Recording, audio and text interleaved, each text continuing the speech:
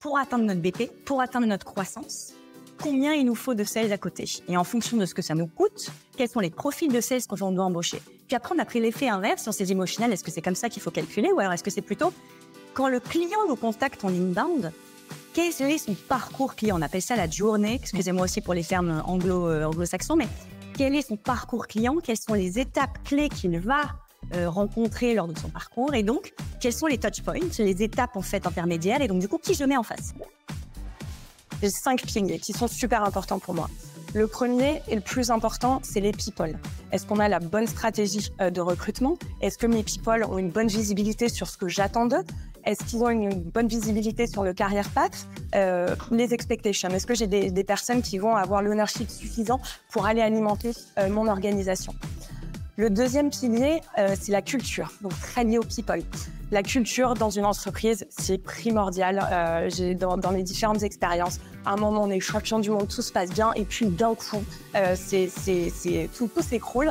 Donc la culture, c'est pas seulement aller prendre des bières après le boulot tous ensemble, pas que, ça en fait partie, mais c'est aussi avoir une culture de l'excellence, une culture du feedback, une culture de constructivité, et tout ça, c'est des choses, et je pense en tant que leader, on a une responsabilité là-dedans. Le troisième prisme, c'est la vision. Ça, c'est mon rôle à moi de m'assurer que mes équipes ont conscience de là où on va tous ensemble et que chaque décision nous rapproche de cette vision, de cet objectif. Super important. Le quatrième point, c'est la structure. Dedans, la structure, c'est comment est-ce qu'on s'organise en tant qu'entreprise, qu'équipe, pardon. C'est également quels sont les temps forts, les rituels. Le stack dedans va faire partie de la structure, etc. Donc, c'est vraiment tout ça, comment on s'organise là-dedans. Ces 4 piliers, ils sont au service d'un dernier pilier qui est tout aussi important que les people, c'est le client. Donc le client, comment on fait en sorte de construire la bonne méthodologie qui fait en sorte que mes reps, ils ont le mindset solve for the customer. C'est vraiment un changement de paradigme et de croissance, de modèle de croissance pour l'avenir. Et je pense que c'est dans cette démarche qu'on a lancé les top accounts. Donc, on est vraiment sur des comptes nommés. Et comment on a construit les territoires et comment on reconstruit les territoires de la France dans son ensemble, c'est à partir des données historiques. Donc, on va regarder par segment de verticaux le nombre de clients qu'on a en base pour voir aussi l'appétence des certains verticaux. Et puis même les segments de marché qui vont fonctionner le plus, le mid-market ou toi, versus le grand compte sur lequel on a aussi plus de croissance. Donc on va venir voir les historiques de croissance, les segments, la répartition par verticale. Et puis on va aussi se poser la question de qu'est-ce que veut le client en fait. Le client aujourd'hui, on le touche du doigt et on va y revenir. C'est vraiment une démarche de vente de conseil. Et pour moi, dans l'organisation, c'est aussi mon souhait que mes sales ils deviennent des experts de leur domaine. Et aussi, on a un autre enjeu, c'est le client et la rétention. La rétention à 2 niveaux. La rétention de nos clients, donc nous, on a fait le switch aussi cette année de passer en modèle hybride, où on a donc vraiment une vision verticalisée par industrie et des segments qui sont mix clients et prospects. Donc chaque commercial, on va dire, ou sales représentatif gère les deux. Les deux. Tu as pu des CS avant, les classiques, CSM, un compte manager, tout ça. Tu as dit non, maintenant vous gérez effectivement un peu des deux. Ouais, en fait, ces portfolios sont hybrides, donc vraiment clients et new logo. Les bases existantes, ouais. Ce que j'appelle clients, c'est bases existantes et new logo. Par contre, on a toujours une équipe de CSM et justement, dans la partie grand compte, la grande démarche qu'on a pu faire, c'est aussi briser les silos. Donc toi, tu parlais aussi, Pauline, en introduction, puisque finalement, tout le monde devient un customer success, puisque la rétention est au cœur même de la stratégie des commerciaux. Et quand je parle de rétention et d'équilibre des portfolios, je parle bien sûr de la rétention client, mais aussi de la rétention de mes commerciaux. Parce que l'objectif numéro 1, en tout cas pour moi en tant que manager, c'est que mes commerciaux soient au quota, à leurs objectifs. Et donc, on travaille beaucoup avec SalesOps pour vraiment, il y en a qui ont plus de renouvellement une année que de croissance en termes de quotas, etc. Donc, on arrive à des maturités de quotas différenciées et des territoires un peu plus spécifiques. Nous, on a une vraie volonté d'avoir des perspectives d'évolution pour nos collaborateurs en interne. C'est-à-dire qu'on a créé une équipe inbound, une équipe outbound. Et ça, c'est également en grande partie grâce à ton arrivée, Emmanuel. Merci pour ça, parce que maintenant, la vision est extrêmement claire. Et sur la partie inbound, nous, on a des tiers. Donc, les tiers, c'est quoi? Tiers 4, tiers 3, tiers 2, tiers 1, en fonction de la taille de compte que je vais adresser. Notre objectif aussi, c'est d'être concentré sur le client. Et on ne gère pas une licence, et donc un 10 collaborateurs, 10 salariés dans l'entreprise versus un 5000.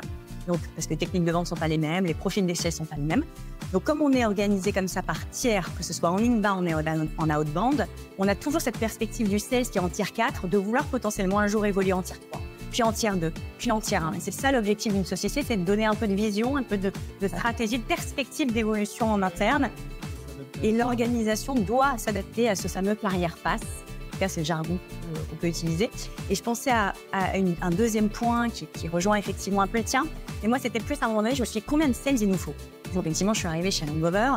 Bon, il y avait entre 5 et 10 sales, parce qu'effectivement, avec mon dire comment tout à l'heure, on était en train de rigoler sur il y en avait combien quand on est arrivé.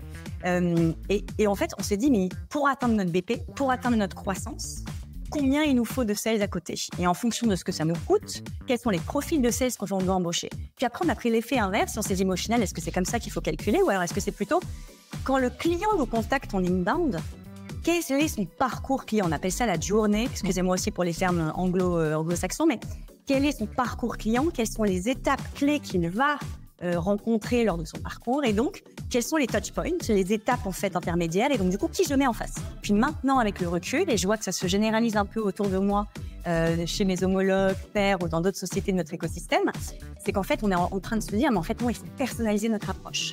Toujours en étant très orienté client, parce que nos clients, ils attendent quoi? Ils attendent que demain, surtout en outbound, c'est-à-dire entre guillemets en acquisition, moi j'appelle ça l'acquisition, c'est qu'à un moment donné, il attend que si tu m'appelles, c'est que tu connais mon métier, tu connais mon besoin, tu connais mon pain, tu es un expert en fait, sinon tu m'appellerais pas. Ça sert à quoi que tu m'appelles et que tu tapes à côté? Non, quand tu m'appelles, tu sais de quoi tu parles, tu sais ce que je fais dans la vie, tu sais quels sont mes enjeux sur la fin de l'année, tu sais quelles sont mes problématiques et du coup tu m'apportes une solution. Notre base client, elle ressemble à ça. Déjà, quelles sont les références clients que j'ai dans cette industrie? Parce que ça, c'est un énorme poids. Quand je vais chasser et que je vais dire que j'ai telle personne en cliente et en plus, c'est potentiellement une concurrente à toi ou alors un homologue, ça parle beaucoup plus. Et ça permet aux sales d'avoir un discours professionnel, adapté. Et donc là, c'est vraiment l'enjeu pour nous aujourd'hui, c'est comment on va transformer, entre guillemets, l'expertise d'un sales, alors que jusqu'à présent, il était généraliste. Maintenant, je vais lui dire, écoute Romain, tu vas faire que de l'assurance. Joseph, j'aimerais que tu fasses de l'immobilier potentiellement. Et puis, alors, toi, on va aller sur le retail. Et c'est vrai que mon seul conseil vis-à-vis de l'auditoire, en tout cas, si vous êtes aux prémices de cette organisation, mettez tout de suite en place la verticale métier. Ça vous permettra de faire des tests, de savoir ce qui fonctionne, d'adapter le discours type expert et même parfois même de dire, bon, bah, lui, finalement, c'est pas l'assurance, c'est plutôt le retail. Donc, si on arrive en spécialiste, comme tu disais, on fait des erreurs, bon, on les fait rapidement, on teste des verticales et au moins, on peut pivoter très rapidement.